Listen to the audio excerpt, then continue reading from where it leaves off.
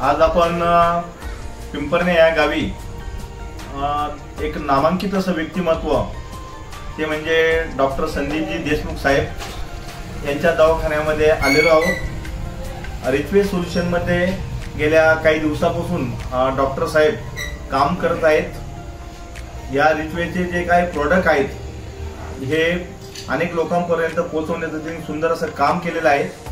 सुंदर असे रिझल्ट आलेले आहेत। तर आपण त्यांच्याच माध्यमातून रिझल्ट काय काय आलेले आहेत लोकांना हे ऐकूया। Please sir.